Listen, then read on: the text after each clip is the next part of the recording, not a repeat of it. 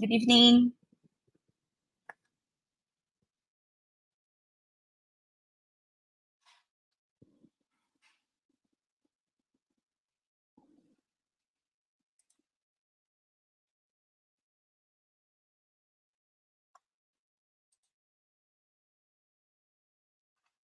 Chine-check ko yung ano, tinitingnan ko yung kabila.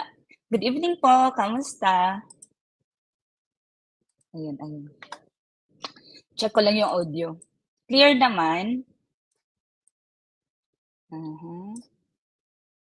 Hi, Sir Mar. Good evening. Nakikibasa ako ng comment doon. Eh, may comment naman pala ako dito. Good evening po. Hi, kamusta? Kamusta ang lahat? Kamusta? Friday night. Sanang gala. Siyempre, walang gala, no? Wala mo ng gala. Diyos ko, malapit na ang board exam.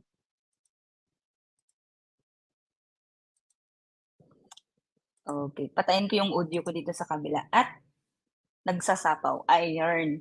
Okay. Good evening, Ma'am Rabia Tapse, Sir Mar Reyes, Ma'am Isuna Marlene. Ma'am Iya, ikaw ba to? Ma'am Aya, Ma'am Iya, ikaw ba yan? Good evening po, good evening. Ayan, ayan. Paano ba mag-show ng comment? Teka, i-hide ko muna to. Mhm. Paano ba ayun, ang tagal ko nang hindi ginagawa 'to kasi maliit yung screen ko, hindi ko siya puwede ayan sila sa ating YouTube channel. Ay, may mga haha. Ayan, good evening, good evening. Ayan si Ma'am Gina, ay si Ma'am Gina, ayan. Good evening, kamusta po ang lahat? Sana ay nasa mabuti kayong hulaan mo sino oo nga, bakit ganyan yung mga pangalan niyo sa YouTube? Hindi ko maano tuloy, hulaan mo sino kami. Ang bad. Ayan, good evening. Ba't may nag-a-Angry Birds sa Facebook? Patawarin niyo na ako. Bakit ba? Hindi ba kayo makagala? Ayan. O pagpipindutin ko na lang yung mga messages niyo. Ayan, ayan, ayan. Ang bilis, ang dami nila. Ilan ba viewers natin ngayon? Hi! Akala ko natulog na kayo. Akala ko natulog na kayo kasi ano oras na? Teka lang, may nag-pop up sa aking screen. May nag-message sa akin. Okay. Si Sir Daniel, bagong member ng ating pamilya ito si Sir. Ayan, ayan. Ma'am Donna, ano daw? Ano daw sabi? Ma'am Donna, nakuha ko na license ko. Oh, nakuha na daw ni Sir ang license niya. Congratulations, anak. O, ayan. Thank you so much po, Ma'am Cyril. Ang bibilis ang mga comment nila. Teka lang. Hi, good evening. So ano, walang lakad, walang gala, walang night out. Oh, very good. So, mag-aral po kayo. Mag-aral po muna kayo ilang araw na lang. Nasa 50 days, 52 days. Ilang araw na lang ba? Bago mag-board exam, ayan. Hi, bagong member daw po. So, hindi ko nababanggitin yung mga, ang bilis kasi ng comment, hindi ko maano. Ayan sila. Oh, sabi ko na nga si Ma'am Aya, oh, 'di ba nahulaan ko pa rin yung last name niya. Ayan, magandang gabi po sa lahat. Sana po ay nasa mabuti po tayong kalagayan. Sana po ay marami na po tayong naaral. Ilang araw na lang, less than 2 months na lang, tayo ay magbo-board exam na. Ayan, bawal daw silang gumala, sabi ni Sir John Michael. Ayan, kakauwi lang ni Sir from work. Ayan. Hello! Ang haba ng hello ni Ma'am, ano yun? Yes, kayang-kaya yan, of course. Kayang-kaya yan. Di ko mahabol yung mga comments niyo. Ang dami. Kaya nakakatuwa kasi from April hindi ako nakakapag-pin ng ano kasi sobrang liit ng screen ko. Hindi ko ma-pin yung mga comments, yung mga messages. Oh, ayan na po sila. Ayan na po, bumabawi po ako. Ayan na po sila. Ayan. Okay. Ma'am Dons, ano daw? Ma'am Dons, naglibog na ako, sakit na akong ulo. Ay, ayun, libog-libog, ma'am. Ayan, masakit na daw ang ulo ni ma'am at siya'y nahihilo, nalilito na daw. Ayan, pero syempre, we are doing this para sa inyong board exam na nalalapit. So, ayan, ayan.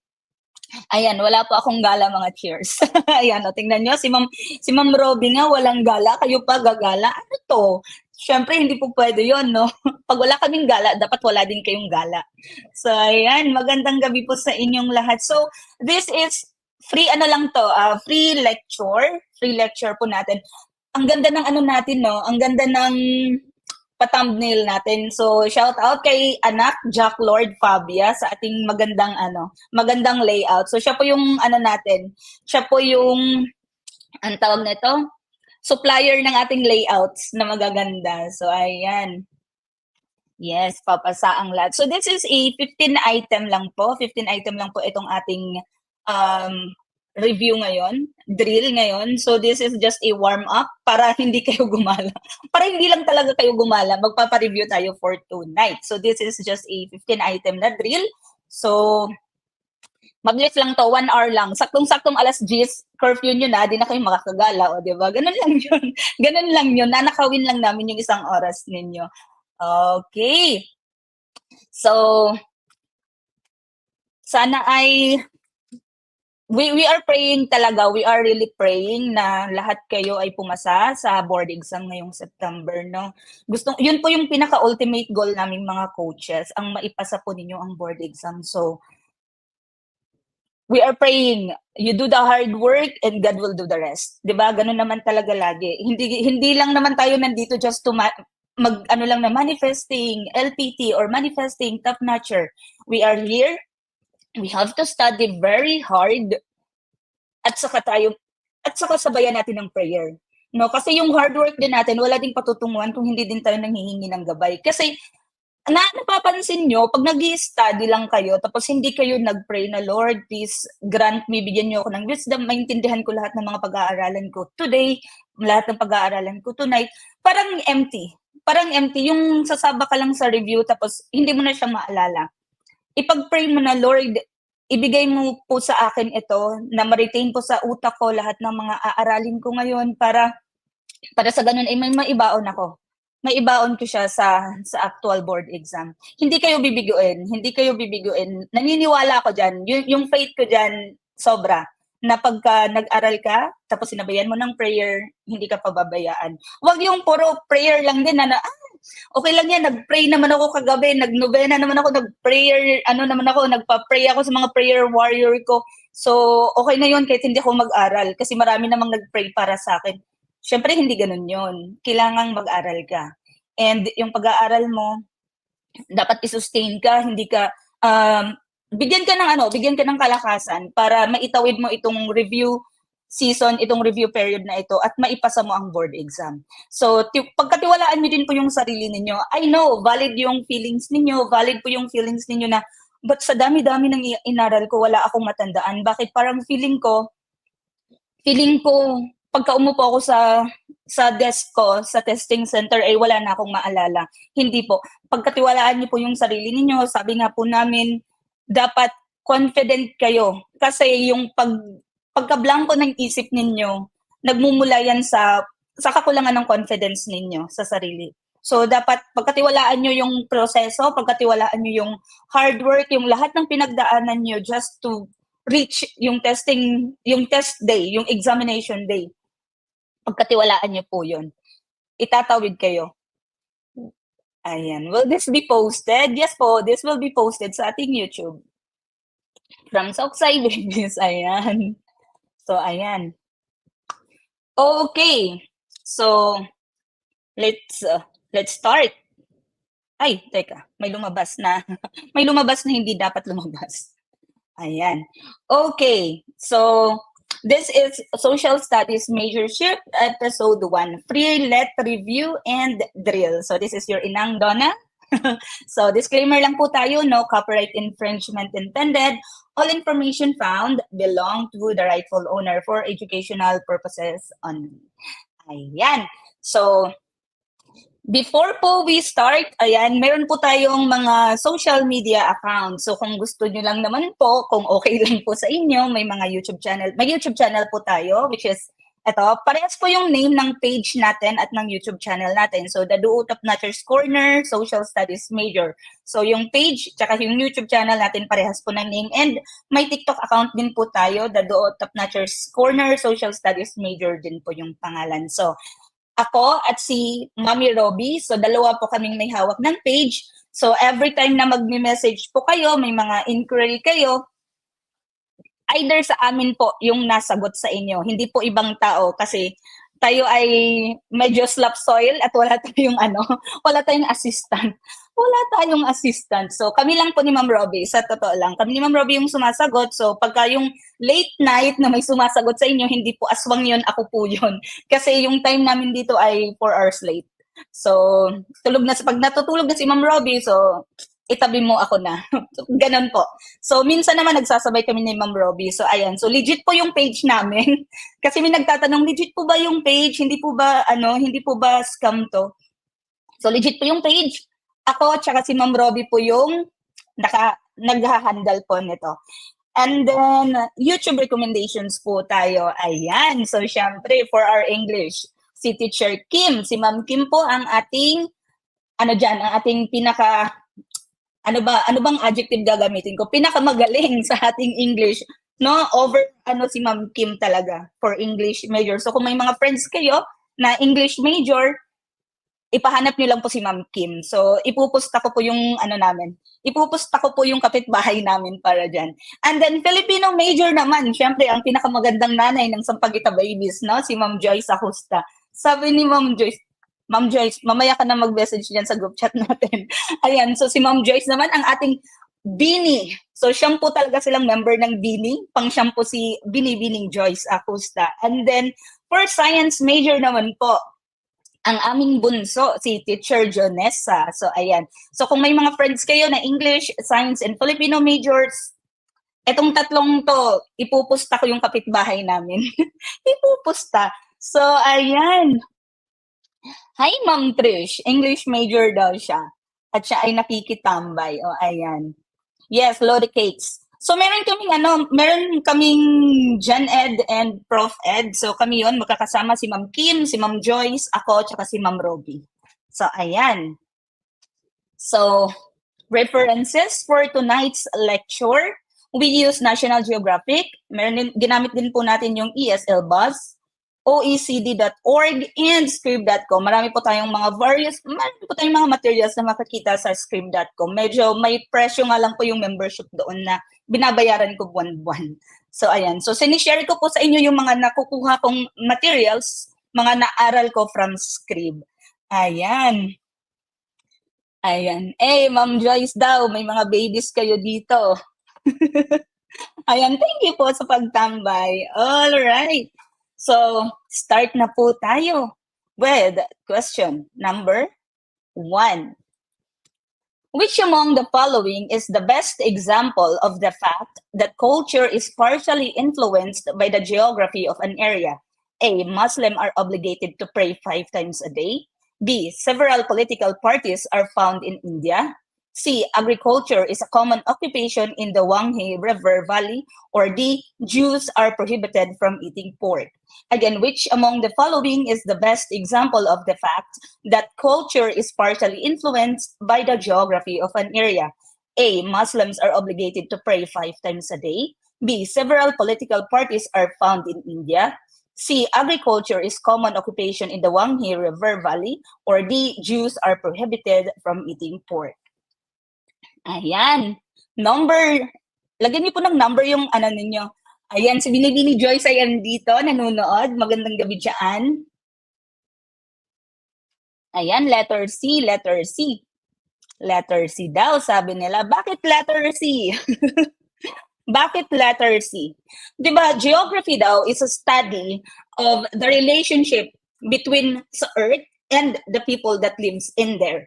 So, in this case, hinahanap natin yung best na mag-exemplify or best example dun sa fact na ang culture daw is partially influenced by the geography. So of course, answer natin dito is letter C. Ayan, very good. Bakit? Because letter C, dito po sa options po, dito sa choices po natin, sa letter C lang po yung nagpapakita ng relationship ng kinabubuhay, ng occupation, or ng mga living ano nila, kung paano sila namumuhay. So, the people that lives in Wanghi River Valley, ang kanilang occupation or ang common na occupation nila ay agriculture. So, geography, dahil ang hinahanap natin ay alin daw sa sumusunod yung nagpapakita na ang kultura ng mga tao ay partially influenced sa geography ng area.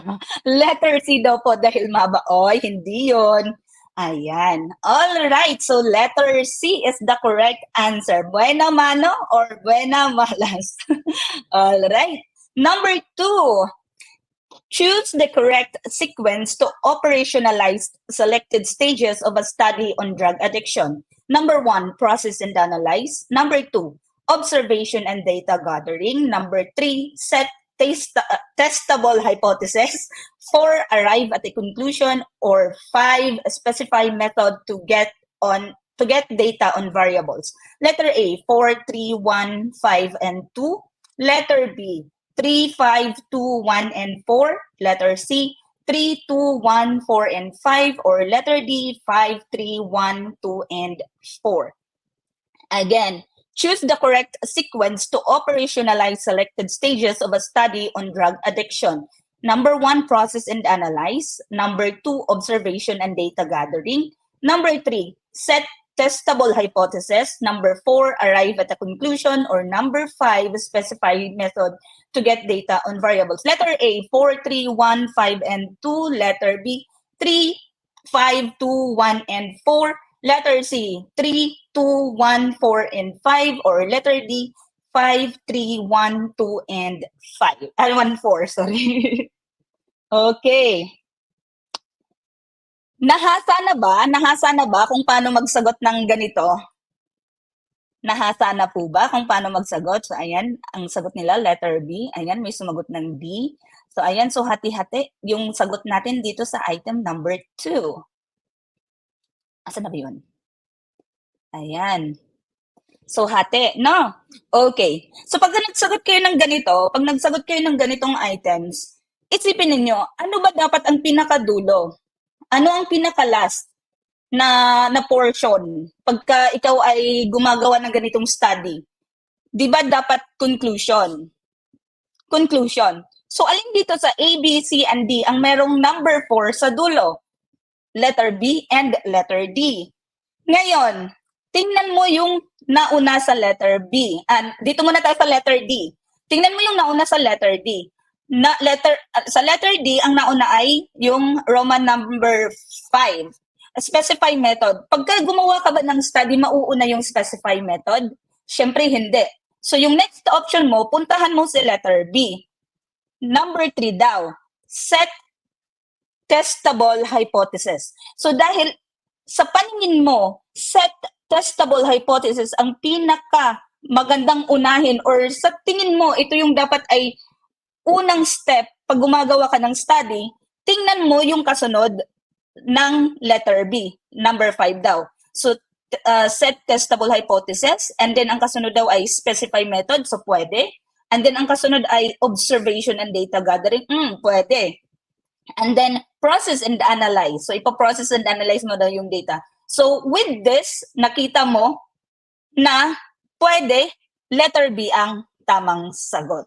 Kasi, nag-ano ka na nag-eliminate ka na ng dalawa, di ba? In-eliminate mo na yung A, in-eliminate mo na din yung C. Kasi tiningnan mo muna, ano ang possible na pinaka-last na stage pag gumawa ka ng study. So that is number 4. So dahil doon, ang iniwan mo si B and si D. And then chinek mo sa beginning, sino ba sa kay letter B at kay letter D ang sensible na pwedeng nagbibigay sa'yo ng sagot kung saan, alin dito ang umpisa or pinaka-start pagka gumawa ka ng study. So, tiningnan mo, ito, yung number 3. Chinek mo din yung number 5. So, sa tingin mo, number 3 ang pinaka-sensible na pwedeng start ng study. So, hindi ka na nagpatumpik-tumpik pa, chinek mo na din yung pagkakasunod-sunod na nakita mo sa letter B. Ayan. So, letter B is the correct answer. Alright? B daw ipupusta ang kapitbahay. Patay tayo dyan. Alright. Number 3. Which of the following best explains social mobility? Letter A, a change in reputation that is only temporary. Letter B, moving up in society. Letter C, losing prestige due to public disgrace. Or letter D, a change in position within the social hierarchy. Again, which of the following best explains social mobility? Letter A, a change in reputation that is only temporary. Letter B, moving up in society. Letter C, losing prestige due to public disgrace. Or letter D, a change in position within the social hierarchy. Ayan. Hi, Ma'am Shang. Nakita ko si Ma'am Shang. Asan na yun? Ang bilis eh. Ayun. Hi, Ma'am Shang. Good evening. Ayan. May nagpapa-shoutout kanina. Ayan. Shoutout from Masbate. So, number 3, ano po ang sagot natin? So, sana po ang ating mga social studies major dyan ay makaka-correct ng makaka-correct pagka nagkamali. Ayan, si Sir Sangkong. Ayan. Bagong-bago, fresh na fresh sa galing oath-taking. Ito si Sir Sangkong. Ayan. So, ano pang sagot natin sa number 3? Ayan, okay. So, may nakita akong letter C, may nakita akong letter D, may nakita akong letter B. Ayan. So, we tackle this one sa ating exclusive, no? Sa ating exclusive review, sa ating sociocultural anthropology. So, I am expecting na yung mga nasa exclusive group natin ay nakinig at makakatama ng sagot. So, yung social mobility, ano po ba yung movement ng social mobility? Meron tayong horizontal and meron tayong vertical mobility. Pag horizontal mobility, lilipat ka lang sa the same level mo.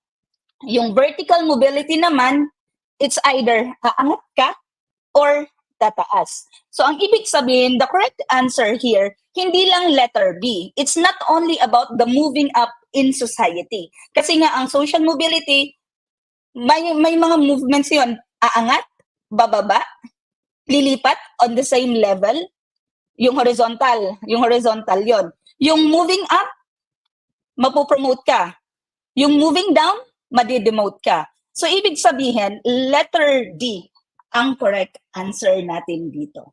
Okay, so social mobility is not only about moving up.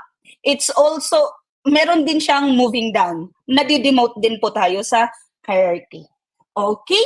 So, ayan, social mobility refers to how a person's socio-economic situation improves or declines relative to that of their parents or throughout their lifetime. So, hindi lang po siya moving up. Okay?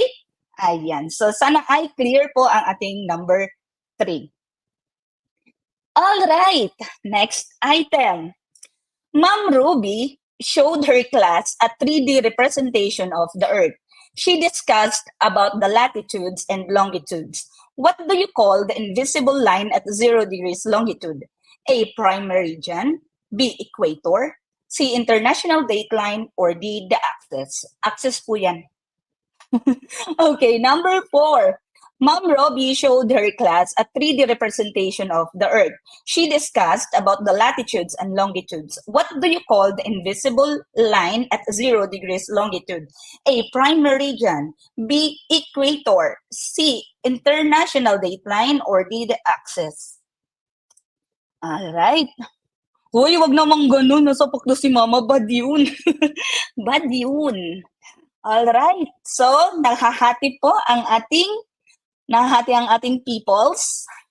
Okay. So, may equator. Safe side po si Sir Rodolfo. Sabi niya, hindi ko alam. Nasa safe side. Ayan. Okay. So, ano ba? Pag ang tanong ay 0 degrees latitude, pag latitude po ang tanong, that is the equator. Kung imaginin nyo yung globo, we are talking about the 3D representation of the Earth. So we are talking about the globe, no? So si Ma'am Robbie daw, pinakita niya sa klase niya yung globo. And then tinuturo niya kung alin yung longitude at alin yung latitude. So alin daw po dito ang 0 degrees longitude? Longitude, yun yung pahaba. Di ba? Longitude, yun yung pahaba. Ibig sabihin, we are talking about the prime meridian. Okay? Yung equator, yun yung latitude. Correct? Minus wrong. Ayun. Okay? So we are talking, pagka longitude po, we are talking about the prime meridian. Pagka latitude, 0 degrees latitude, we are talking about equator. Ayan. Okay. Ay, longitude pala, di ko napansin. Ay, hindi mo pwedeng sabihin yan sa board exam. All right, 0 degrees longitude is an imaginary line known as prime meridian. The prime meridian is the starting point for measuring longitude and is set at 0 degrees longitude. All right, okay.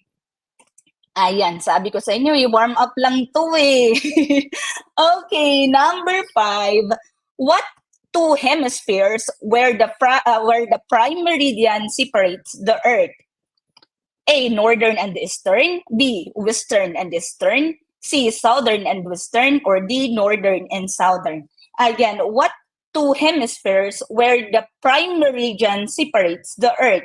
A, northern and eastern. B, western and eastern. C, southern and western. Or D, northern and southern. Gets ko na. Buti na lang. Ay, nasaan na yun? May namumusta ng kalabaw.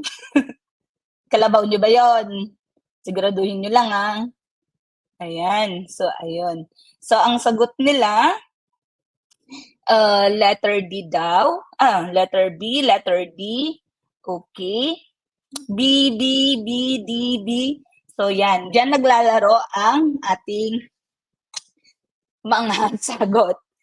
Imagine ulit kayo. Mag-imagine ulit kayo ng globo. Imagine niyo ulit ang globo. Ano nga ulit ang prime meridian? Di ba ang prime meridian nasa gitna? Patayo. So, ibig sabihin, ang hinahati niya ay ang east tsaka ang west. Ang equator naman, hinahati niya ang Earth sa north and sa south. Okay? So, ang sagot po natin dito ay letter B, western and eastern. Okay? Ayan. Very good ito si sir. Ayan. So, ayun. So, again, yung equator, di ba ganito? Ganito siya. Ang equator, ito. Ang prime meridian itong patayo. So, north and south kay equator. West and east kay prime meridian. So, ayan. Mag-imagine kayo, mag-drawing kayo. Bahala kayo dyan.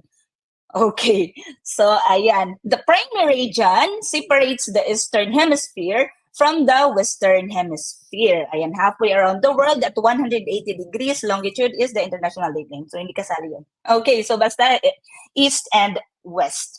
All right. Pa-shout out daw kay Miss Luz. Asa na yun? Sige, shout out natin to. Kasi hindi si Sir gumala eh. Walang date ngayon, so shout out na lang natin ang jowa ni Sir. Ayan. Okay. All right. Number 6. Which of the following ensures that one branch of government never becomes too powerful?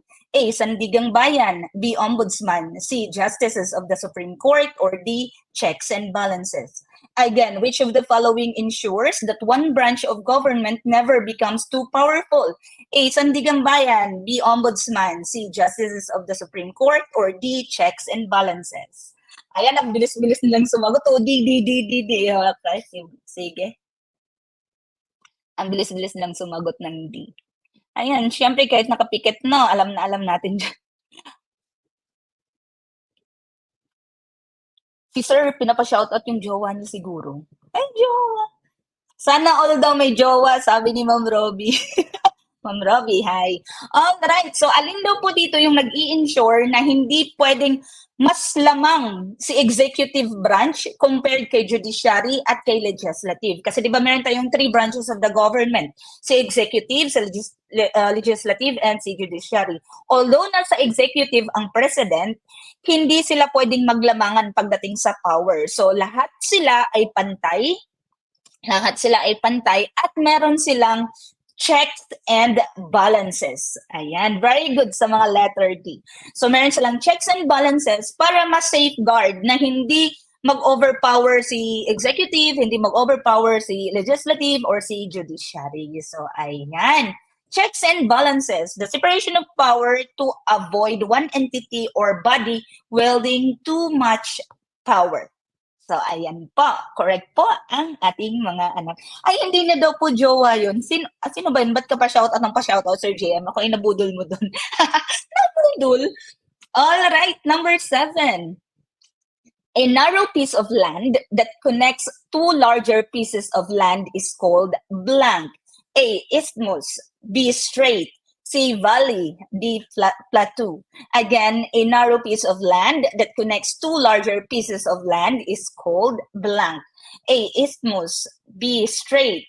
C. Valley. Or D. Plateau. Sige. Sorry na. Ayan, okay. Okay, number 7. Ano ga ang sagot natin dyan? Saan ba kayo nanonood? Baka nanonood kayo tapos nasa Paddy's Point pala kayo Naka-headset lang. Ma'am, sorry, nasa Paddy's Point ako pero naka-headset ako. Ayan. Okay, letter A, letter B. Sige, bago tayo maligaw-ligaw ng landas. It is a narrow piece of land that connects two larger pieces of land is called. Mag-imagine kayo ng dalawang malalaking island, tapos mayroon parang maliit na nagdudugtong sa kanilang dalawa na land din. Ang tawag po dyan ay isthmus. Ayan. So, ayan po siya. Ito yung example niya. So, dalawang malalaking lupain, tapos pinagdugtong ng isang smaller or narrow strip of land. Alright. So, it is a narrow strip of land with water on both sides that connects two larger land masses. So may mga examples ng isthmus, pero sa Amerika po ito, hindi pa natin sila nakita ng tunay. Ayan, nasa Panama daw, that connects Costa Rica and South America and is between the Caribbean Sea and the Pacific Ocean. Alright, imagine nyo lang po yung thyroid gland ninyo. Meron kayong dalawang malalaking parang butterfly dito, tapos may nagdudugtong. Ang tawag din po dyan ay isthmus. Okay? Alright. Next, number 8. What happens when acculturation takes place? A. Members of their culture disregard their culture and adopt another. Letter B. Members of the culture adopt features of another. Letter C. Members of one culture exclude members from other cultures. Or letter D. Members of one culture look down on other culture. Again, what happens when acculturation takes place? A. Members of their culture disregard their culture and adopt another. Letter B. Members of the culture adopt features of another. Letter C. Members of one culture exclude members from other cultures. Or letter D. Members of one culture look down on other culture. Ayan. Ay, very good. So, naintindihan nyo na yung difference between assimilation and acculturation. Tama. Pasok sa banga. Naintindihan nyo na ngayon. Kasi nung mga nakaraan, nalilito pa po sila kung ano kayang difference ng assimilation at acculturation pag pinagsama. So, ganito yon. Yung letter A natin, members of their culture disregard their culture and adopt another. In this case po, ito po ay an example of assimilation. Ayan. Assimilation po itong letter A. Yung letter D naman po natin, members of one culture look down on other culture. Nilulook down daw yung other culture. So ito naman ay ethnocentrism. Yung letter B, ito po ang correct answer natin. Ayan. Uy, teka. I-pin natin ito. si Ma'am Hymen Kating Arba. Ayan, na-remember ko yung nag-review namin ni Miss. Ayan, okay. Okay, nakakahabol pa naman. Yes, Ma'am Joterin. Ayan, so letter B is the correct answer. Letter A po, this is assimilation. Letter D, this is ethnocentrism. All right. Ayan, number 9. To prevent ethnocentrism, anthropologists and sociologists advocate cross-cultural understanding through a concept known as blank. A, acculturation. B, assimilation. C, ethnical relativism. Or D, cultural relativism. Again, to prevent ethnocentrism, anthropologists and sociologists advocate cross-cultural understanding through a concept known as blank. A, acculturation. B, assimilation. C, ethnical relativism. Or D, cultural relativism. Ang fresh, akala mo hindi na stress. Hi, Ma'am Minette. Ayan, si Ma'am Minette ay isang LPT na po. Ayan. All right, all right, all right. Hoy! Walang ganun Sir Rodolfo, wag kang ganyan, may MTRCB tayo. Okay, so if you are an anthropologist, so yung mga anthropologist daw and sociologist, advocate sila ng cross-cultural understanding. So pagka sinabi natin cross-cultural understanding, gusto nilang i-introduce sa mga tao yung concept of cultural relativism. So hindi kasi 'di ba yung cultural relativism, you will not judge the other culture based on your understanding of what culture is.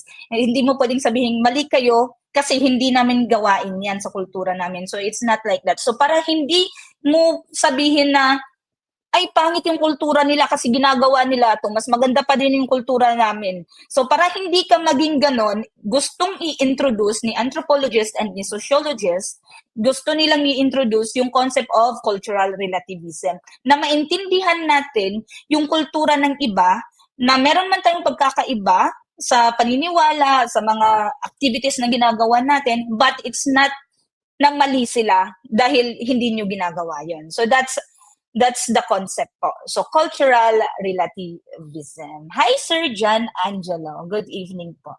Watching from Catanduanes. Ayun. Uy, gusto ko dyan sa Catanduanes. Ayun. Anong number ba yun? Okay. Number 10. Number 10. Ayan, ito yung pinaka-controversial sa group chat namin. Number 10. This is the most common map used in geography because it is a scale model of the 3 dimensions of the Earth. A, colored map. B, polar projection. C, Mercator map. Or D, equal area map. Again, this is the most common map used in geography because it is a scale model of the 3 dimensions of the Earth. A, colored map. B, polar projection. C, Mercator map. Or D, equal area map. Uy, sir, baka maano tayo dyan, ha? So, ay, Donna, bakit ganyan ka? Okay. So, inad ko to kasi masyadong ilang araw tong controversial sa aming group chat. Palagi to, paulit-ulit to tinatanong sa group chat natin, bakit, kasi ang sagot na alam namin ay ganito. Okay, so ito na. So the most common map used in geography because it is a scale model of the 3 dimensions of the Earth. Ibig sabihin, para siyang globe. Para siyang globe. Di ba ang 3-dimensional model ng Earth ay ang globo? So itong mapa na to, para siyang globo na biniyak at pinlaten, ginawang 2D. So ito ay yung mapa na ginawa ni Mercator. So that is Mercator map. So ano po yung itsura nyon? Ito po yun siya. So Mercator World Map. So ito ay ginawa ni Gerardos Mercator. And it is like a he flattened the spherical planet to make it easier to display. Displays of the landmass are not necessarily proportional to their actual size, especially towards the poles. So ayan, so para siyang 3D globe na finlattened. So para siyang 3D na ginawang 2D. So ayan. Ayan. So ito pa, if you have ever seen a map daw of the world in a classroom or in an atlas, chances are you have seen the work of Gerardus Mercator, a 16th century Flemish cartographer or map maker. His most famous work, the Mercator projection, is a geographical chart where the spherical globe is flattened into a two-dimensional map with latitude and longitude lines drawn in a straight grid. Okay. So, ayan. Alright. So, clear na po tayo. So, sana lahat ng mga nasa exclusive, yung mga nasa exclusive group po namin kasi nagtatanong sila, ma'am, ano po yung sagot dito? So, every other day may nagtatanong to. Same question lang naman. So, ayan. So, that is Mercator map. Ipin ko to si ma'am. Si daw kasi Shala. Yes, yes. Oo. Ako din, may nabasa din ako. Alright, sa YouTube po ito, Ma'am Zenny. Ayan, si Ma'am Zenny ay nagtatanong kung saan daw po ito ipopost sa YouTube po natin. Alright, so number 11. The Philippine Constitution is the law to which all other law must conform. Hence, the Constitution is said to be blank, A, permanent framework of the government, B, the fundamental law of the land, C, conventional, or D, non-permanent. Again, the Philippine Constitution is the law to which all other law must conform. Hence, the Constitution is said to be blank. A, permanent framework of the government, B, the fundamental law of the land, C, conventional, or D, non-permanent. Wala, ang dami nilang nanonood. Hi sa ating 171 million viewers sa ating page. At ilan ba sa ating YouTube? Hindi ko mabilang. Hindi ko makita. Ilan ba silang nanonood sa ating YouTube account? Ayan, madami din sila. Hello po, Ma'am Donna. May nag-hello. May nag-hello. Ayan, okay. Ayan, ayan. So, letter B po ang ating, ayan, si Sir Benjio. Ayan, pin natin yan. Nag-hello. Nag-hello, pinin. Oo naman. Ayan. 92. Oh, 92 sila sa YouTube. Hi, good evening po sa inyong lahat. Ang dami po nilang hindi nakipag-date. Okay. So, the Philippine Constitution daw is the law to which all other law must conform. So, walang batas na pwedeng ilabas na babali sa Philippine Constitution. So, lahat ng batas na gagawin dapat in conformity sa ating Constitution. So, hindi pwedeng i-override ang Constitution natin. Hindi pwedeng gumawa ng batas na against doon sa batas na nandyan na sa Constitution because the Constitution is the fundamental law of the land. Letter B. Ayan. Ay. Kinabahan po ako, ma'am, nung nagpagupit ako kasi bumilog na po yung mukha ko eh. Sabi ko, pero sige, gusto ko to eh. Mainit kasi, sobrang init na po dito sa Middle East. So, pumapalo na sa 38 and very, very antas ng humidity. So, sobrang init talaga. Ayan. Number 12. This refers to the brief decline in business activity. A, recession. B, depression. C, depreciation. Or D, inflation. Again, this refers to the brief decline in business activity. A, recession. B, depression. C, depreciation. Or D, inflation. Oy, sino to? Sino to? Sino yan? Ma'am or Sir Raquel? Ma'am or Sir Raquel ba yun? Yung final coaching po natin, wala po tayong special price. So, sa final coaching, kahit po final coaching na po kayo sasali, yung price po natin ay the same. Kasi yung group po natin ay iisa. So, ngayon, kung sasali po kayo ng final coaching, we suggest sumali na po kayo ngayon para mapanood niyo po lahat ng discussions natin from session 1 hanggang sa last na session. So, nasa last topic na po kami sa 17 and 18. So, research po ang topic, session 17 and session 18. So, last topic na po yan as per the TOS. And then we will move on na din sa ating pre-board sa 31 ng August. And then on 7th and 9th of September, ang ating final coaching. So, kung mag-join po kayo at iisipin nyo ay final coaching lang ang joinan nyo, mas better I suggest panoorin nyo lahat ng lectures natin kasi tinuturo po namin ay concept doon. Okay? Ayan. So, again, balik tayo. This refers to the brief decline in business activity. A, recession, B, depression, C, depreciation, or D, inflation. Yung depreciation, ito yung decline sa value ng isang bagay. Like for example, bumili ka ng iPhone. Nung bagong labas yung iPhone, nasa 100,000 ang presyo. Tapos as you use the thing, as you use your iPhone, after a year, magde-depreciate yung presyo niya. So pagka binenta mo siya, hindi na 100,000 yung magiging worth ng iPhone mo kasi nag-depreciate na yung value niya. So nag-decline. So depreciation, ibig sabihin nag-decline or may bumaba na yung value ng isang bagay. So, ayun. So may isang bagay na pinaka-sure na hindi nagde-depreciate, lupa. Okay? Letter B naman, yung depression naman, pagka nag-go beyond 2 years, if I'm not mistaken, pag 2 years and beyond yung recession, depression na po siya. So, sobrang baba na ng economy.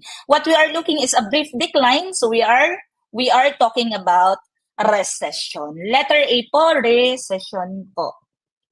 Ayan.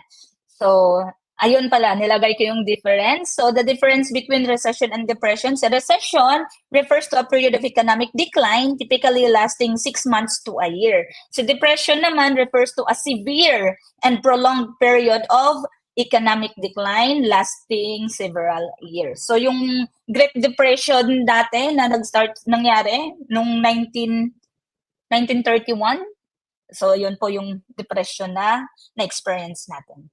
All right. Okay. Magkaiba po yung membership ng YouTube tsaka ng Facebook. Yung exclusive po natin ay nasa Facebook lang po. Yung mga videos sa YouTube na naka-members only, iba po yung content noon. Okay? So, kung gusto niyo pong mag-member, i-message niyo po yung Facebook page namin ni Ma'am Robbie, yung The Duo Top Notchers. All right. Number 13. What do you call the form of government in which political control is exercised by all the people either directly or through their elected representative?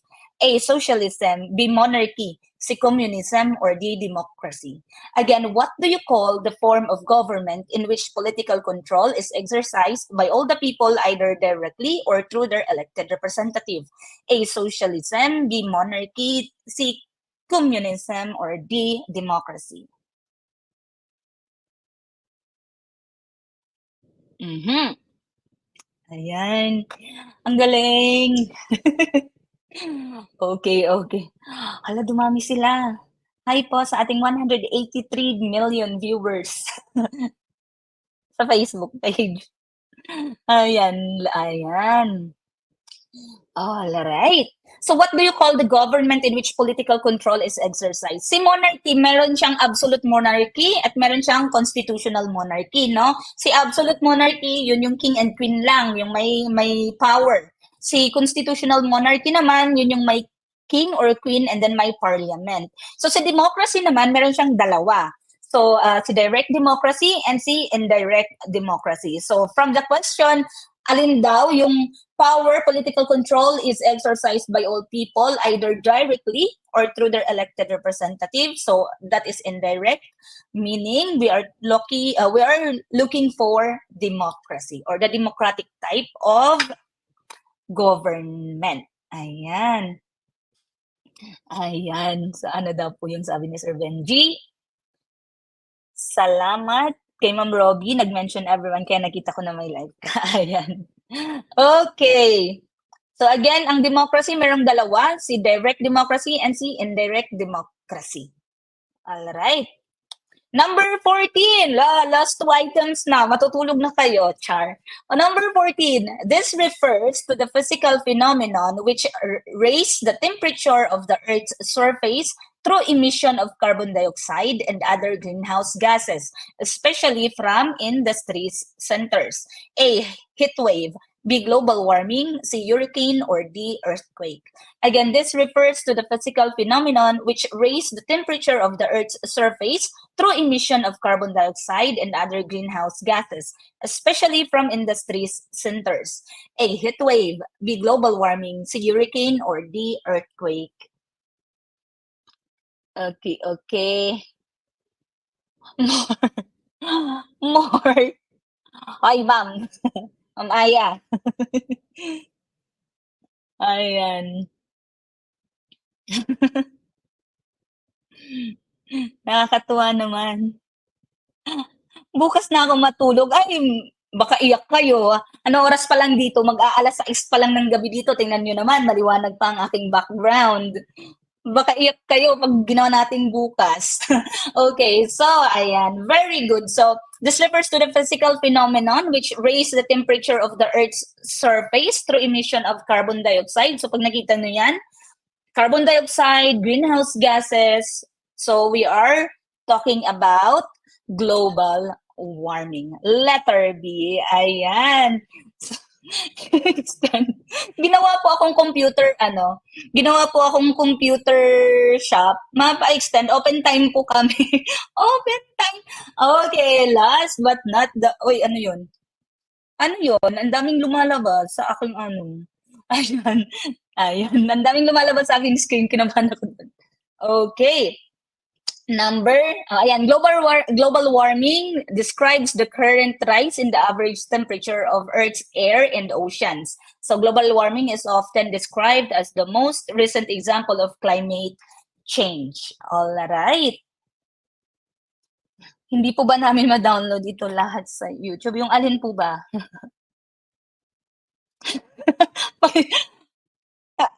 Ano? Ano yun? Okay, number 15 na kayo ah. It refers to the assumption about the relationship between the variables. A, guide question. B, theory. C, hypothesis. Or D, literature. Again, it refers to the assumption about the relationship between the variables. A, guide question. B, theory. C, hypothesis. Or D, literature.